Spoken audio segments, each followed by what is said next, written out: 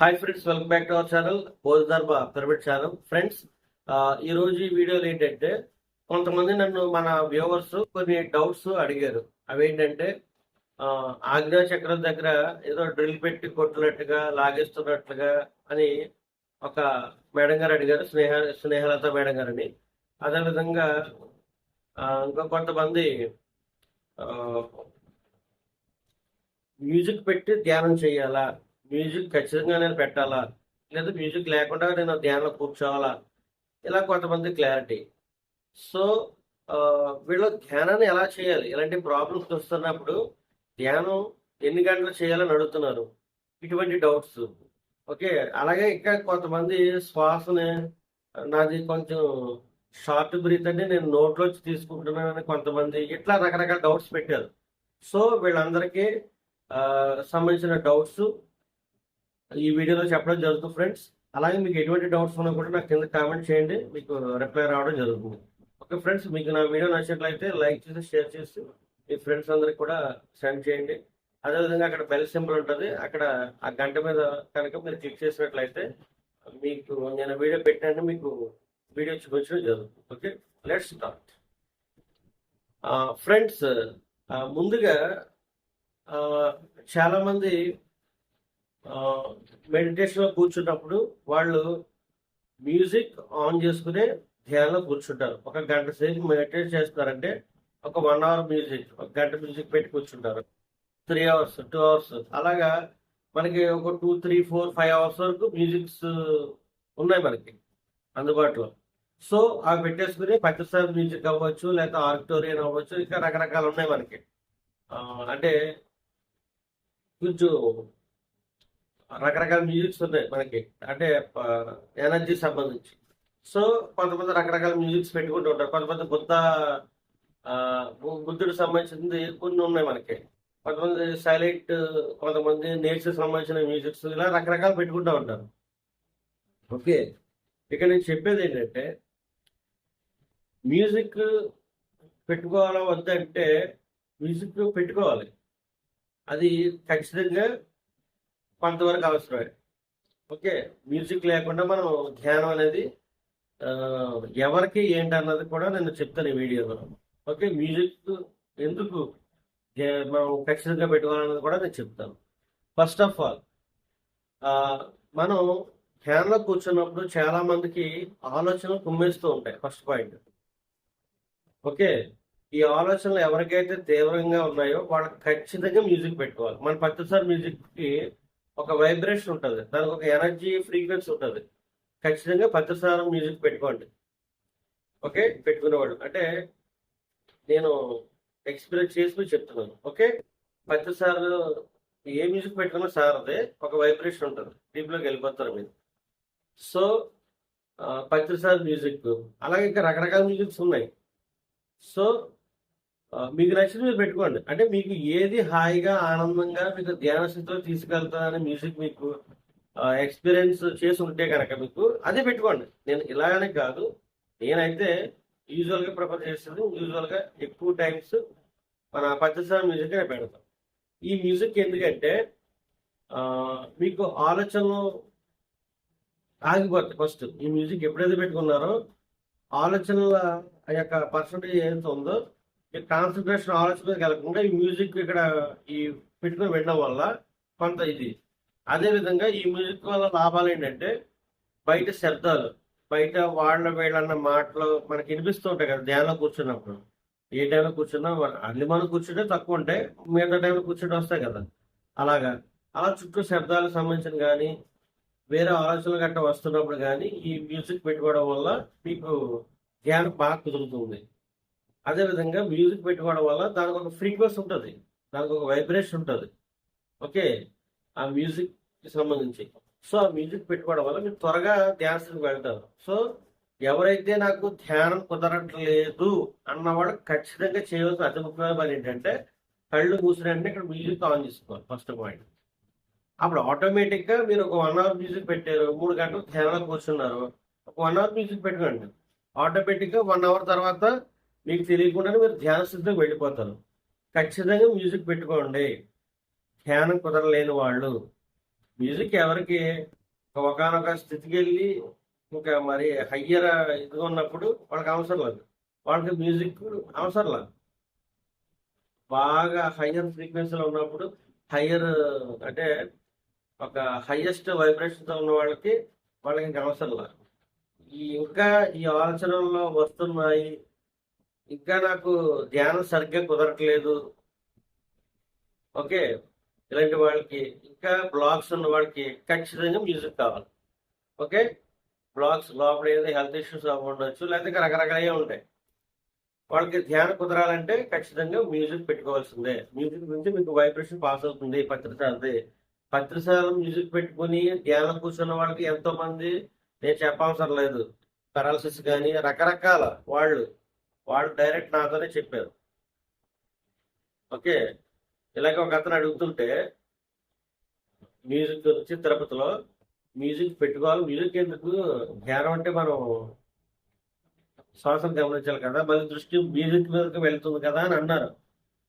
అప్పుడు ఒక అతను పెరాలసిస్ మళ్ళీ రోగాలు ఉన్న అతను వచ్చి ఇంకా ఇంట్లో వాళ్ళు కూడా అతను ఏం చేయలేని పరిస్థితి, ఇంకా డాక్టర్లు కూడా ఏం చేయలేని పరిస్థితి అన్నమాట. డాక్టర్లు అందరూ పక్కన పెట్టేస్తారు. అప్పుడు 10 సార్లు మ్యూజిక్ పెట్టుకుని ధ్యానంలో కూర్చున్నప్పుడు కరెంట్ షాక్ కొట్టేది అయ్యేదండి. అతను పిరమిడ్లో కూర్చుని 10 సార్లు మ్యూజిక్ ఎప్పుడైతే పెట్టుకున్నాడో ఒక వైబ్రేషన్ కింద పాస్ అయ్యి అతనికి మొత్తం బాడీ పెరాలసిస్ మొత్తం లోపల ఏదో అది డాక్టర్లు కూడా ఫైండ్ అవుట్ చేయలేని రోగం అంటది, క్లియర్ అయిపోయింది అతను స్వయంగా చెప్తే నేనే విన్నాను. మన తిరుపతి పిఎంసి ప్రోగ్రామ్ కండక్ట్ చేశాం కదా మనం రీసెంట్గా తిరుపతిలో. నాకు ఏంటంటే మ్యూజిక్ గురించి కొంచెం కాంట్రాక్ట్ అంటే, నాయన నేను హీల్ చేసుకున్నాను నాయన 10 సార్లు మ్యూజిక్తో ఆయన చెప్పాడు. సో చూసారా మ్యూజిక్ వల్ల ఎంత ఉందో. అయినా మ్యూజిక్ పెట్టుకోవడం వల్ల ఏంటంటే మీకు హాయిగా ఒకసారి కామ్ డౌన్ అయిపోద్ది అంతా కూడా, అంటే బయట వాతావరణం అంతా కూడా హాయిగా ఆనందంగా మంచి ఉల్లాసంగా ఉత్సాహంగా అయిపోద్ది. మీరు 10 సార్లు మ్యూజిక్ పెట్టుకోండి ఒకసారి, మీకు ఎంత హ్యాపీగా ఉంటుందో. మొక్కల్లో చిరునవ్వు చిందులేస్తూ ఉంటుంది వెంటనే. ఎందుకు, అక్కడ ఆటోమేటిక్గా అన్ని మారిపోతాయి మీ చుట్టూ వాతావరణం అంతా కూడా, దానికి వైబ్రేషన్ ఉంటుంది. ఓకే, అది కాబట్టి ఖచ్చితంగా మ్యూజిక్ పెట్టుకోండి. మ్యూజిక్ ఎవరు పెట్టుకోవాలి, ధ్యానం కుదరలేని వాళ్ళు, ఆలోచనలతో కుమ్మేస్తున్న వాళ్ళు, ఒంటి నిండా రకరకాల రోగాలతో బ్లాక్స్ ఉన్న వాళ్ళు ఖచ్చితంగా మ్యూజిక్ పెట్టుకోవాల్సిందే. ఓకే, చుట్టూ డిస్టర్బెన్సెస్ ఉన్నవాళ్ళు, ఇంట్లో నేను అక్కడే ధ్యానం చేస్తాను కుదరదండి బాబు, ఇంట్లో ఎలాగ ఇబ్బంది పడి చేస్తాను అన్నవాళ్ళు ఖచ్చితంగా మ్యూజిక్ పెట్టుకోండి. మ్యూజిక్ ఎప్పుడైతే పెట్టుకుంటారో అప్పుడు మీ ప్రపంచం మీకు క్రియేట్ అయిపోతుంది ఆటోమేటిక్గా. మీకు బయట అయినా మర్చిపోతారు, ధ్యాన స్థితిలోకి వెళ్ళి మీరు నిమగ్నం అయిపోతారు ఆటోమేటిక్గా. సో ఖచ్చితంగా పెట్టుకోవాలి మ్యూజిక్. మీరు ఒక స్థాయికి వెళ్ళిపోయాక, అంటే మీ లెవెల్స్ అన్ని హయ్యర్ లెవెల్కి వెళ్ళిపోయాక అప్పుడు మీకు అవసరంలా, మీరు ఇలా కళ్ళు మీగానే ఎక్కడ కూర్చున్నా మీకు ధ్యానం కుదిరేస్తుంది, ఆటోమేటిక్గా కుదిరిపోతుంది ధ్యానం. వాళ్ళకి అవసరం లేదు, ఎందుకంటే వాళ్ళకి హయ్యర్ స్థాయిలో ఉన్నారు. ఇంకా డైరెక్ట్ ఎప్పుడు కలితే ఎలా కలితే హాస్టల్ బాడీని తక్కువ బయటకు తీసుకొస్తారు, లేదా ఎక్కడికి వెళ్ళినా అక్కడ వెళ్ళిపోతారో థర్డ్ యాక్టివేట్ చేసుకుని అక్కడ కానీ చూసుకుంటూ ఉంటారు. అంటే వాళ్ళు ఏంటి, సాధన గంటల సాధన చేసి ఒక స్థాయికి వచ్చినాడు, వాళ్ళకి అవసరం లేదు. కానీ నేను ఆలోచనలు ఉన్నాను, నేను ధ్యానం ఎన్ని గంటలు చేయాలి, ఇంకా ఈ లెవెల్లో ఉన్న ఖచ్చితంగా మ్యూజిక్ పెట్టుకోవాలి. ఓకే, వాళ్ళు ఏంటంటే ఎదుగుతున్న వాళ్ళు అనమాట. ఓకే, సో ఖచ్చితంగా మ్యూజిక్ పెట్టుకోండి. ధ్యానం కుదరని వాళ్ళు, ఇంకా ధ్యానంలో ఇంకా పై లెవెల్కి వెళ్ళని వాళ్ళు అందరూ కూడా ఖచ్చితంగా పెట్టుకోవాల్సిందే మ్యూజిక్. ఓకే, తర్వాత మన క్లాసెస్ యూజువల్గా కండక్ట్ చేస్తున్నప్పుడు కొంతమంది జూమ్ క్లాసులు గట్టా మ్యూజిక్ పెడతారు యూజువల్గా, అంటే జూమ్ క్లాసెస్. ఓకే, ఎందుకు పెడతారు మ్యూజిక్, 10 సార్లు మ్యూజిక్ పెట్టి ధ్యానం కూర్చోబెడతారు ఎందుకు, అక్కడ అన్ని రకాల వాళ్ళు ఉంటారు, అంటే లెవెల్స్ కొంచెం తక్కువ లెవెల్ వాళ్ళు, కొంచెం ఎక్కువ లెవెల్ వాళ్ళు, కొంచెం ఇంకా ఎక్కువ లెవెల్ ఎట్లా ఉంటారు, అంటే జనరల్గా. సో అక్కడ ఖచ్చితంగా మ్యూజిక్ పెట్టాల్సిందే జూమ్ క్లాస్ కాబట్టి. ఎందుకంటే ఇంట్లో ఉంటారు, ఇంట్లో ఉండి వాళ్ళు క్లాసెస్లో జాయిన్ అవుతారు. ఇట్లా ఏదో గందరగోళం జరుగుతుంది అవతల కదా, ఇట్లా ఏదో వాతావరణాలు వేరేగా ఉంటాయి. ఎప్పుడైతే కానీ మ్యూజిక్ పెడతామో వాళ్ళ యొక్క మైండ్ అంతా కూడా ఇక్కడే నిమగ్నం అయ్యి త్వరగా వాళ్ళ ఆత్మ స్థితికి వెళ్ళడానికి సులభంగా ఒక మార్గం అన్నమాట మ్యూజిక్ అనేది. అది కొంతమంది జూమ్ క్లాస్ యూజ్ చేస్తూ ఉంటారు. మామూలుగా జనరల్గా ఎక్కడైనా క్లాసెస్ చెప్పినప్పుడు కూడా ఈ మ్యూజిక్ ఎందుకు పెడతారంటే అందుకే. ఓకే, అందరి స్థితి ఒకలా ఉండదు కదా. సో వాళ్ళ ఇంటికాడ ఏదో చెత్త అంతా తీసుకొని వస్తారు క్లాస్ రూమ్కి. మరి చెత్త తీయాలంటే ముందు మ్యూజిక్ పెట్టామనుకో, ముందు వీళ్ళకి ధ్యాన స్థితి అనేది ఒకటి ఏర్పడుతుంది. కాబట్టి ఖచ్చితంగా మ్యూజిక్ పెట్టుకోండి. తర్వాత ఒక మేడం గారు చెప్పాను కదా ఇందాక, ఈ మేడం గారి పరిస్థితి ఏంటంటే, నాకు ఆగ్నేయ చక్రం దగ్గర ఒక డ్రిల్ వేసి కొట్టినట్టు, లాగేస్తున్నట్టు రకరకాల ఇదిగో ఉంది సార్, నేను ఎన్ని గంటలు ధ్యానం చేయాలి, నా పరిస్థితి ఏంటి అని కొంతమంది పెట్టారు. అదేవిధంగా కొంతమంది తిమ్ముర్లు వస్తున్నాయి నాకు, కళ్ళు దగ్గర లాగేస్తున్నాయి, తిమ్ముర్లు వస్తున్నాయి, రకరకాల అనుభవాలు ఇంకొక అతను చెప్పారు, ఇంకో మాస్టర్ గారు చెప్పారు, ఎట్లా ఉన్నాయి. ఓకే, నేను చెప్పొచ్చేది ఏంటంటే, మీరు ఎప్పుడైతే ధ్యానంలో కూర్చుంటారో, మీరు ఇదే ఫస్ట్ టైం ఇన్ని సంవత్సరాల్లో మీరు ఫస్ట్ టైం జీవితంలో ధ్యానం కూర్చుంటున్నారు కాబట్టి, first time in the sense ఏంటంటే, ఒక సంవత్సరం నుంచి అవ్వచ్చు, సరిగ్గా చేసి ఉండకపోవచ్చు, మధ్య మధ్యలో గ్యాప్ ఇచ్చి ఉండొచ్చు. సో మీరు ధ్యానం 10 రోజులు చేశారు, 10 రోజులు మీ బాడీ హీలింగ్ అయింది, మళ్ళీ ఒక 20 రోజులు నెల రోజులు మానేశారు, మళ్ళీ మొదలెట్టారు, మళ్ళీ చెత్త అంతా పేరిపోతుంది కదా, మళ్ళీ మొదలెట్టుంటే కథ. సో అందుకే మీకు చెప్పా, మీకు 41 days ఎందుకు కూర్చోమన్నానంటే, నాడీ మండల శుద్ధి జరుగుతుంది 41 days లో. మీకు 40 రోజులు నేను ఎందుకు చెప్పాను సీరియస్గా, ఒక లెక్క తేలిపోతుంది మీకు. అప్పటి నుంచి మీరు ఎలాగే చేసుకోవచ్చు, మీకు అర్థమవుతుంది, మీ అన్న నుంచి గైడెన్స్ వస్తుంది ఎన్ని గంటలు చేయాలి ఏంటన్నది. ఫస్ట్ అందుకే 41 days ధ్యానానికి మిమ్మల్ని అంకితం అయిపోమన్నాను, సరెండర్ అయిపోమన్నాను, ధ్యానాన్ని మిమ్మల్ని మీరు అప్పగించేసుకోమన్నాను. ఓకే, శరణాగతి అయిపోమని చెప్పాను మిమ్మల్ని ధ్యానానికి. 40 రోజులు ఏం ఉండదు, ఓన్లీ తిండి గురించి జస్ట్ వెళ్తే బయటికి వెళ్ళి వస్తారు తినాలనిపిస్తే, లేకపోతే వాళ్ళు మంచినీళ్ళు తాగి ఉంటారు అవసరం అయితే. ఓకే, కాబట్టి 41 days దానికే. సో మీరు ఇలా కూర్చోలేరు కాబట్టి కొంతమంది వాళ్ళ స్థాయిని బట్టి మీరు జస్ట్ ధ్యానం కూర్చున్నారు. మామూలుగా ధ్యానం కూర్చున్నప్పుడు మీకు అవకాశం ఉంటే టైం పెట్టుకోకండి. ధ్యానం కూర్చున్నారు, ఫర్ ఎగ్జాంపుల్ ఇప్పుడు ధ్యానం చేయాలనిపిస్తే కూర్చోండి, మళ్ళీ మీరు దానికి టైం ఏం పెట్టుకోకండి. మీరు ఎప్పుడు లేకండి అప్పుడు లేకండి. ఇది ఒక పద్ధతి, ఇది చాలా మంచి పద్ధతి. మీరు 2 గంటలు లెగిస్తారా, 3 గంటలు లెగిస్తారా, 6 గంటలకు లెగిస్తారా, 8 గంటలు లెగిస్తారా, లేకపోతే రేపు లెగిస్తారా, లేదా 3 రోజుల తర్వాత లెగిస్తారా, మీ ఇష్టమే. ఎప్పుడు లెగిసినా ధ్యానంలో మంచిగా జరుగుతుంది, గుర్తుపెట్టుకోండి.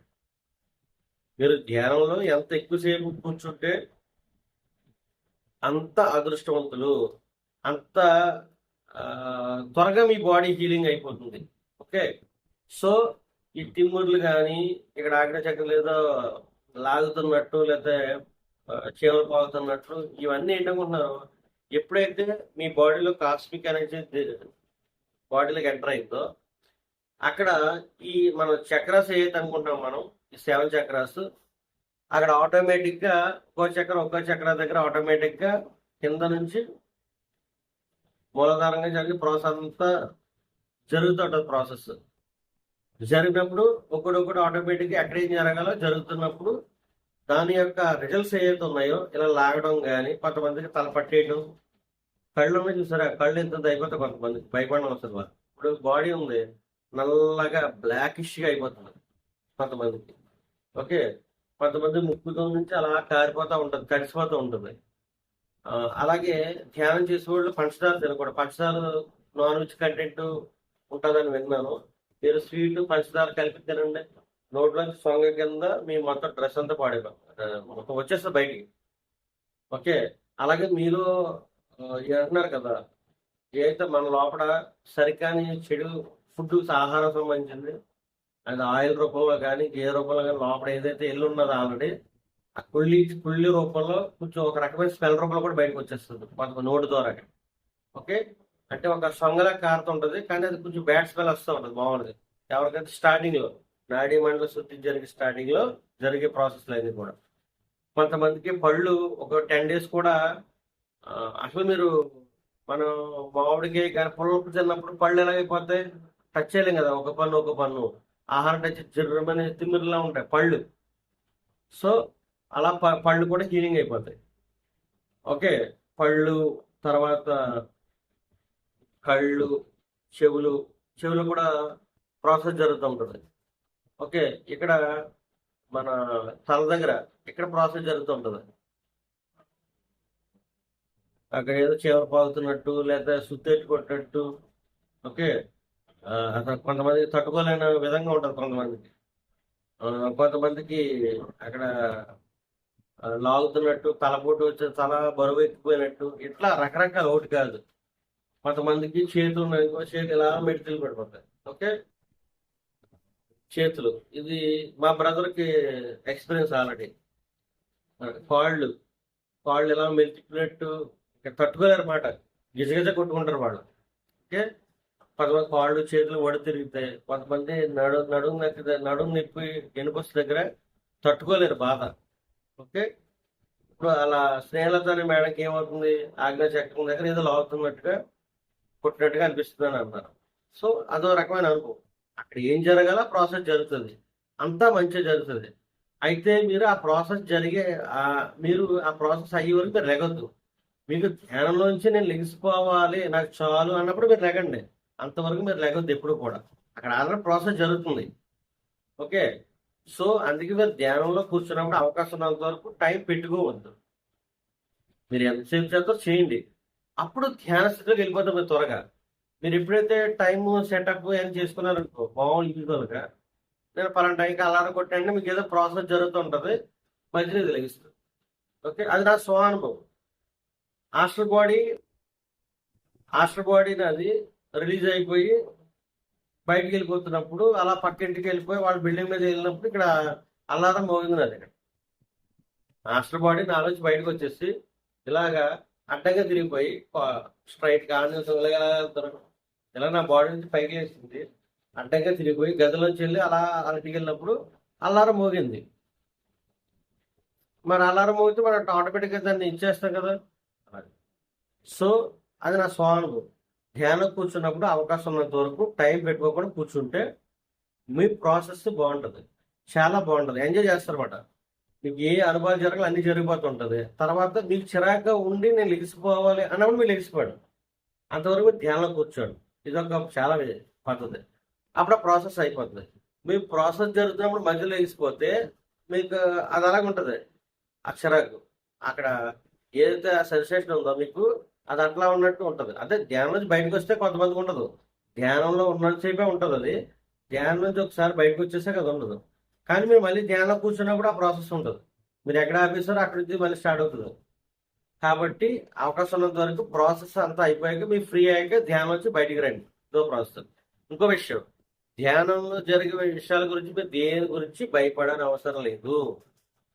ఏం జరిగినా, ఎవరొచ్చి మీ శరీరం బ్లాక్గా అయిపోయినా, కాళ్ళు చేతులు ఎలా మెలి తిరిగిపోతున్నా, ఎన్ని పూసలు తట్టుకోలేనట్టు ఇలా పొడి తిప్పేస్తున్నా, ఎన్ని పూసలు ఇలా ఎరగొట్టేస్తున్నట్టు అనిపించినా, ఓకే, ఇక్కడ ఎవరో వచ్చి ఒక మేక దిగ్గొట్టుతున్నా, ఓకే, బ్రెయిన్లో ఏయో రకరకాల ఇబ్బందుల్లో ఉంటున్నా, అంతా కూడా మీరు చాలా అదృష్టవంతులు. ఎందుకంటే లోపల జరగని ప్రాసెస్ అంతా జరిగిపోతుంది. ఇక భవిష్యత్తులో మీకు ఆ ప్రాబ్లం మీకు రాదు, ఉండదు. నాడీ మండల శుద్ధి జరిగిపోతుంది, మొత్తం మీ ఎంటైర్ బాడీ DNA మారిపోతుంది. దాని అర్థం మీరు చాలా అదృష్టవంతులు. You are about to have third eye. Okay, so ఎప్పుడైతే నాడీ మండల శుద్ధి జరుగుతుందో నెక్స్ట్ ప్రాసెస్ ఏంటి, థర్డ్ ఐ యాక్టివేట్ అవుతుంది. సో అవకాశం ఉన్నంత వరకు ఈ ప్రాసెస్ ఆపుకోవద్దు. చేతులారా మీకు వచ్చే ఈ థర్డ్ ఐ ఏదైతే ఉందో దాన్ని ఆపుకోవద్దు. ఓకే, సో మీ ఫస్ట్ ప్రయారిటీ దీనికే ఇవ్వండి. ఆటోమేటిక్గా మీ స్థిర సంపదలు కానీ, మీకు ఏ పనులు కానీ, ప్రాపంచికాలు అన్నీ కూడా ఆటోమేటిక్గా దగ్గరకు వస్తాయి. మీరు ధ్యానాన్ని నమ్ముకుంటే, ఒకదాన్ని నమ్ముకుంటే అన్ని. ఉద్యోగం వస్తే గౌరవం వస్తుంది, పెళ్ళం వస్తుంది, బౌడు వస్తాడు, లేకపోతే ఇట్లా డబ్బు వస్తుంది, గౌరవం హోదా అన్న వస్తాయి కదా ఉదాహరణతో. అలాగే ధ్యానాన్ని మీరు నమ్ముకుంటే, ధ్యానంలో ఉన్నప్పుడు ధ్యానంలో మీరు ఒక 100% సాధించిన, అంటే 100 అంటే ఎవరైతే కనీసం ఒక 60% సాధిస్తారో వాళ్ళు 100% సాధించినట్టే. ఓకే, వాళ్ళు ఎవరైతే నిష్ణాతులు అవుతారో ధ్యానంలో వాళ్ళకన్నీ వస్తాయి. మనసులో ఏదనుకుంటే తక్కువ వస్తుంది అక్కడ. జావా పెళ్ళ ఉద్యోగం హోదా ఎనీథింగ్ వస్తుంది అవి ఆటోమేటిక్ అన్ని కూడా చిన్న మ్యాటర్స్ అన్ని కూడా. సో మీరు ధ్యానానికి పెద్దపీట వేయండి. ఎటువంటి అనుభవాలు వచ్చినా మధ్యలో ఆగవద్దు, మధ్యలో లెగొద్దు. ఇక నేను ఉండలేకపోతున్నానైనా సరే భరాయించండి. దాన్ని ఆదిశంకరాచార్యులు తితీక్ష అన్నారు. అంటే బేర్ చేయడం ఆ బాధని, అది ఓర్చుకుంటే మీ భవిష్యత్తు మారిపోతుంది కదా.